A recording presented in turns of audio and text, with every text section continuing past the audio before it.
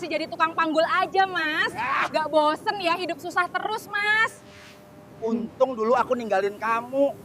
Assalamualaikum warahmatullahi wabarakatuh. Coba bayangkan, seorang tukang pikul beras sedang memanggul karung beras seberat puluhan kilogram, namun dihina dan dipermalukan mantan istrinya, dianggap tak pernah berkembang, namun ternyata.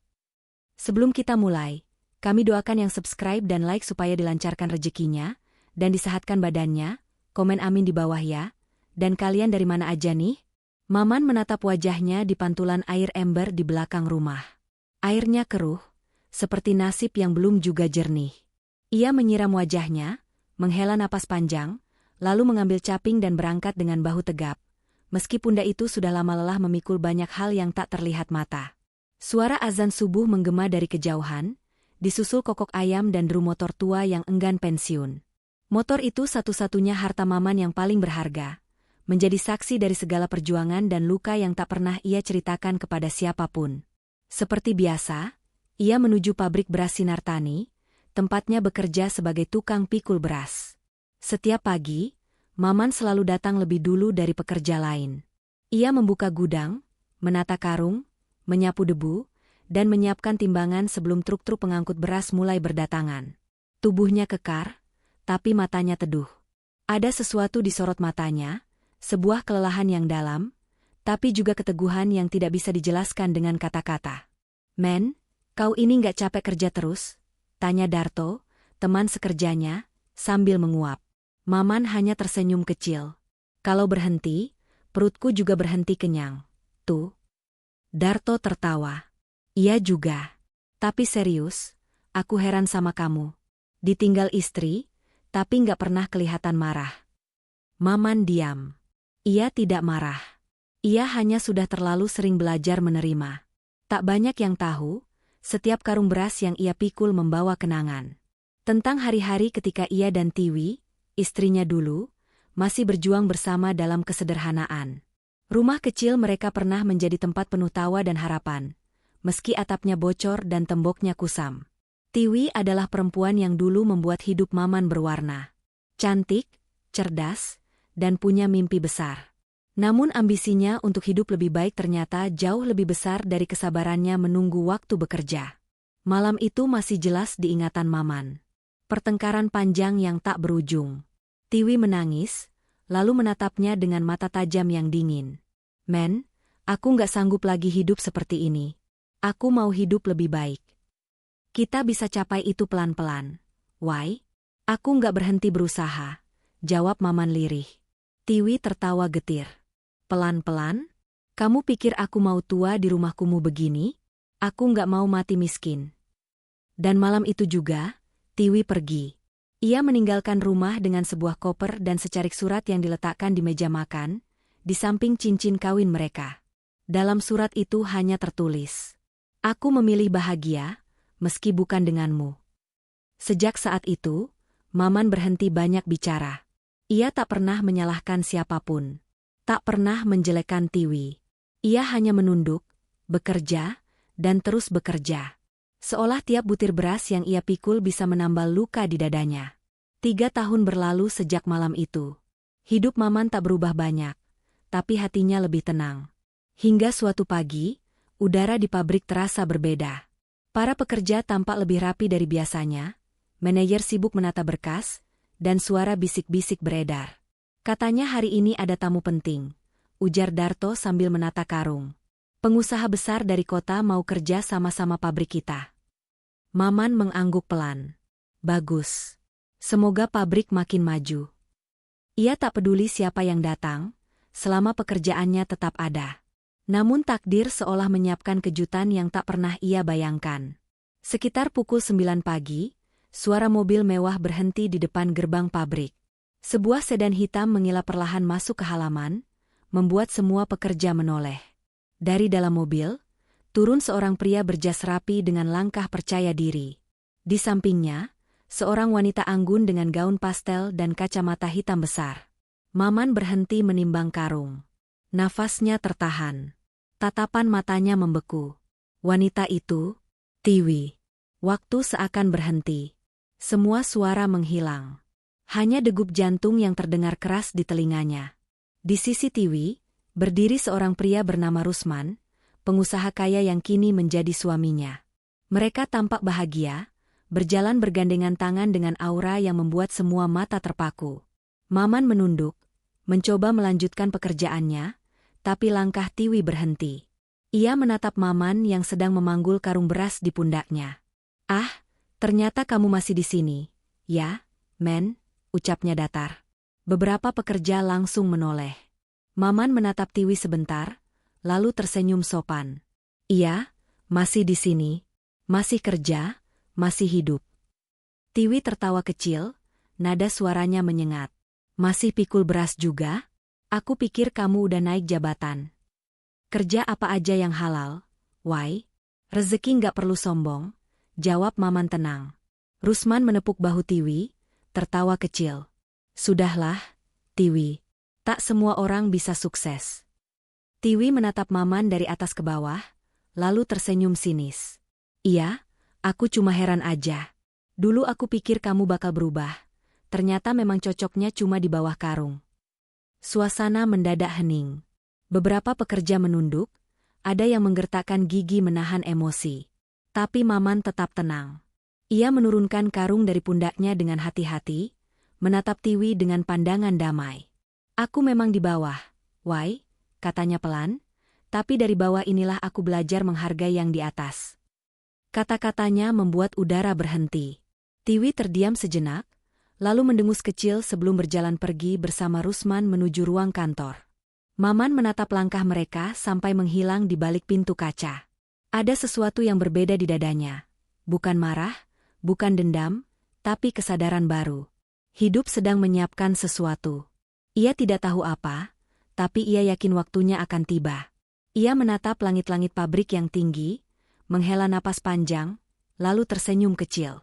"Mungkin saatnya karung yang kupikul bukan cuma beras lagi," gumamnya pelan. Hari itu, matahari terasa lebih panas dari biasanya. Udara di dalam pabrik beras menyesakan, bukan hanya karena uap lembab dari tumpukan karung, tapi juga karena bisik-bisik pekerja yang masih membicarakan kejadian kemarin. Nama Tiwi bergaung di antara mereka, mantan istri Maman yang datang bersama suami barunya, Rusman, si pengusaha besar. "Gila ya, men," ujar Darto sambil menepuk pundaknya. "Aku aja yang cuma lihat udah panas hati. Kalau aku jadi kamu, mungkin udah kulempar karung itu ke kepalanya." Maman tersenyum kecil, menepuk bahu Darto. "Kalau aku ikut panas, nanti siapa yang nyari makan buatku, tuh?" "Tapi dia keterlaluan, men. Malu-maluin kamu depan semua orang." Maman hanya diam, pandangannya lurus ke arah karung yang baru saja diturunkan dari truk. Kadang, diam lebih keras dari teriakan. Sejak pertemuan itu, nama Maman kembali jadi bahan pembicaraan. Beberapa pekerja salut dengan kesabarannya, sebagian lagi mengasihani. Tapi Maman tetap bekerja seperti biasa. Datang paling pagi, pulang paling sore. Tak ada yang tahu bahwa setiap malam, setelah semua orang tidur, ia duduk di gudang, menatap buku catatan tuanya. Di halaman-halaman itu ada angka-angka kecil, hitungan beras, jumlah pengiriman, catatan utang piutang pabrik. Semua ia catat sendiri. Tak banyak yang tahu, Maman sebenarnya bukan sekadar tukang pikul. Ia sudah lama membantu bagian administrasi pabrik sejak pemilik lamanya, Pak Surya, mempercayakan sebagian tanggung jawab padanya sebelum meninggal dunia. Dan di surat wasiat Pak Surya, yang hanya diketahui oleh Maman dan notaris, tertulis satu kalimat sederhana. "Ketika waktunya tiba, semua ini milikmu, men. Karena hanya kamu yang benar-benar mengerti arti kerja." Namun, Maman belum pernah menceritakan itu kepada siapapun. Ia memilih menunggu waktu. Hari itu, pabrik kembali didatangi tamu yang sama, Tiwi dan Rusman. Kali ini, mereka datang untuk menandatangani kontrak pasokan beras dalam jumlah besar. Semua orang sibuk menyambut, merapikan meja, bahkan membersihkan lantai yang berdebu. Tapi bagi Maman, itu hanya hari biasa. Ia tetap memanggul beras, tetap menata karung di gudang. Tiwi datang dengan pakaian elegan, rambut disanggul rapi, dan aroma parfum yang menusuk hidung. Saat melangkah masuk ke area pabrik, Matanya langsung menangkap sosok Maman yang tengah memanggul karung sendirian. Ia tertawa kecil, menggeleng pelan. "Masih kerja di sini? Nggak bosan hidup kayak gini?" katanya sambil melipat tangan di dada. Maman berhenti sejenak, menurunkan karung perlahan, lalu menatap Tiwi dengan tatapan yang sama seperti dulu. Tenang, tidak berubah. "Hidup begini justru yang membuatku tenang. Why? Aku nggak perlu takut kehilangan apa-apa, karena aku nggak menggantungkan kebahagiaanku di atas harta orang lain." Tiwi memutar bola matanya. "Kamu selalu ngomong bijak, tapi nggak pernah naik derajat." Rusman mendekat, suaranya berat tapi tenang. "Sudahlah, Tiwi. Nanti kita terlambat rapat. Lagi pula, dia cuma pekerja. Nggak usah diambil hati." Tiwi tertawa kecil, menatap Maman dari ujung kaki sampai kepala. "Kamu beruntung ya, Men, bisa lihat aku bahagia sekarang." Maman menunduk sedikit. "Aku memang selalu berdoa supaya kamu bahagia. Kalau doaku terkabul, berarti Tuhan masih percaya sama ketulusanku." Kalimat itu menampar lebih keras dari teriakan manapun. Tiwi terdiam, tapi hanya sebentar. Ia berusaha tersenyum sinis, lalu berlalu bersama Rusman menuju ruang kantor. Beberapa pekerja menatap Maman dengan tatapan kagum dan heran. "Men, kamu kok bisa setenang itu, sih?" tanya seorang mandor. "Kalau aku ikut hina, berarti aku sama rendahnya dengan yang menghina," jawabnya lirih. Hari itu berlalu dengan sunyi yang aneh. Maman tetap bekerja tanpa banyak bicara. Tapi di dalam hatinya, ada sesuatu yang bergetar. Bukan amarah, bukan dendam, tapi perasaan lega. Ia tahu, hidup akan menyeimbangkan semuanya dengan caranya sendiri. Menjelang sore, Pak Rahmat, asisten lama almarhum Pak Surya, datang menghampiri Maman dengan wajah serius. "Men, sudah waktunya," katanya pelan. Maman menatapnya heran. "Maksud Bapak?" Pak Rahmat menatapnya dalam-dalam. "Kontrak pabrik akan ditandatangani besok pagi, tapi sesuai wasiat Pak Surya, kamu sekarang resmi jadi pemilik pabrik ini." Maman terdiam. Ia memejamkan mata, menarik napas dalam. Dunia seakan berhenti sejenak. "Kau nggak usah kasih tahu siapapun dulu," lanjut Pak Rahmat. "Besok pagi, mereka yang datang akan tahu sendiri siapa yang mereka hadapi." Maman tersenyum tipis, menatap tumpukan karung beras di sekitarnya. "Baik, Pak. Kalau waktunya sudah tiba, biar kebenaran yang bicara sendiri." Malamnya, Maman duduk sendirian di teras rumah kayunya yang sederhana. Ia menatap langit gelap dan berbisik pelan, "Aku nggak ingin balas dendam, Tuhan. Aku cuma ingin mereka tahu bahwa tak semua yang rendah itu hina." Langit diam.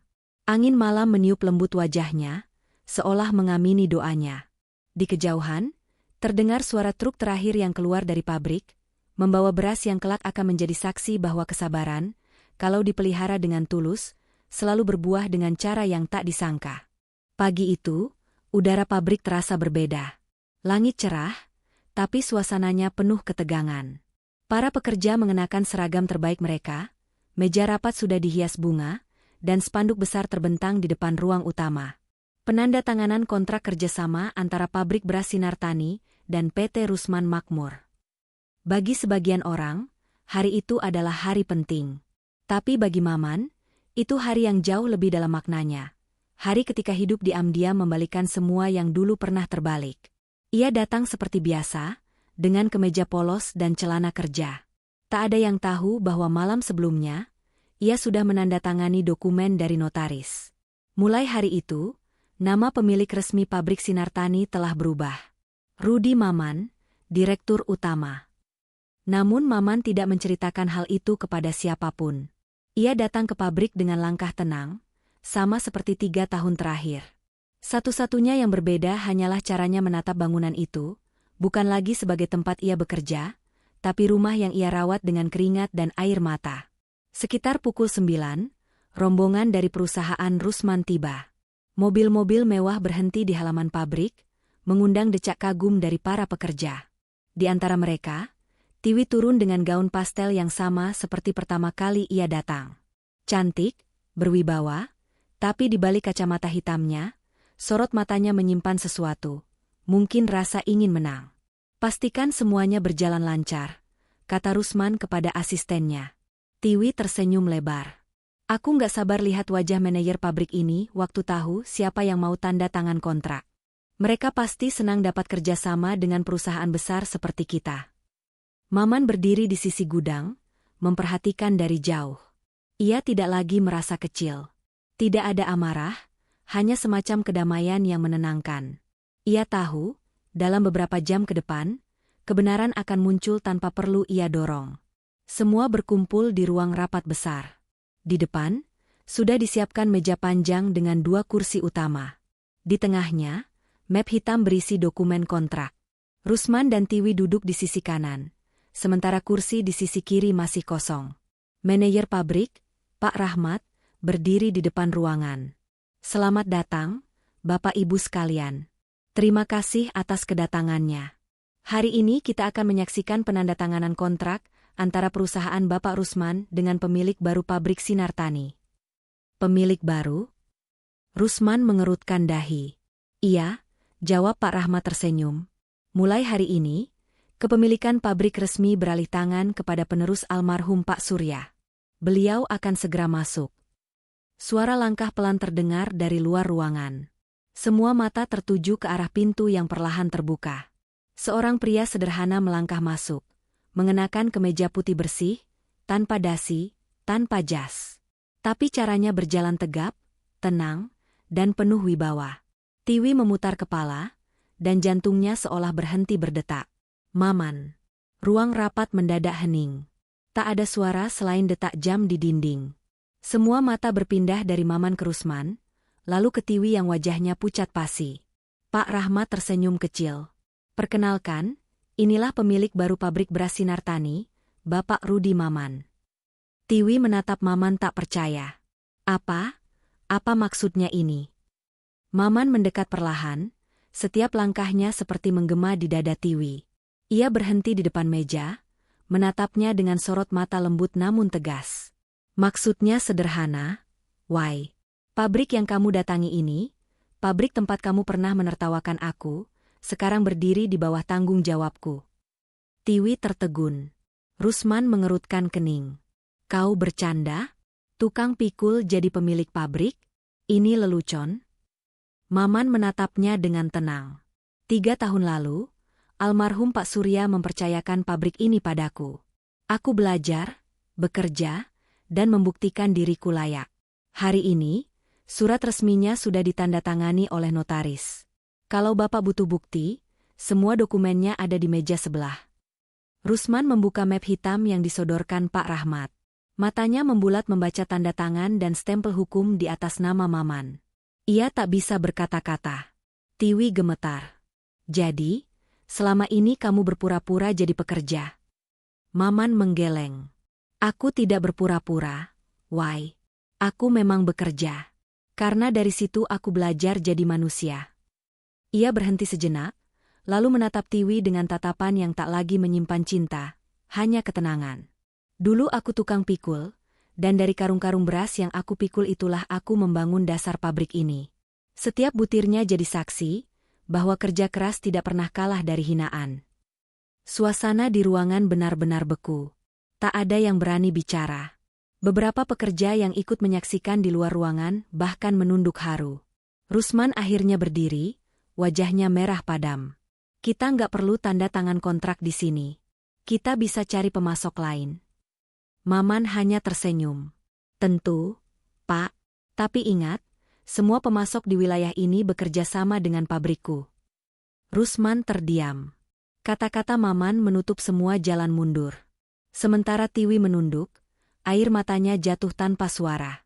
Ia menatap lantai, mengingat setiap kata yang pernah ia ucapkan, hinaan, tawa, dan kesombongan yang kini terasa menampar dirinya sendiri.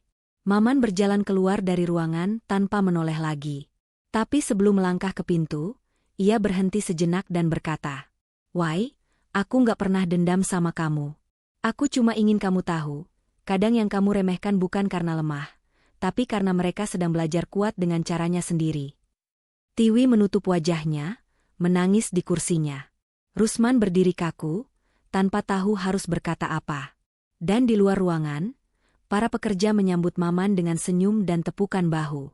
Mereka tahu, hari itu bukan sekadar kemenangan seorang pria miskin, tapi kemenangan dari kesabaran yang tak pernah mati. Maman menatap pabriknya dari halaman.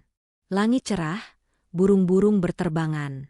Ia tersenyum kecil, lalu berkata pelan kepada dirinya sendiri.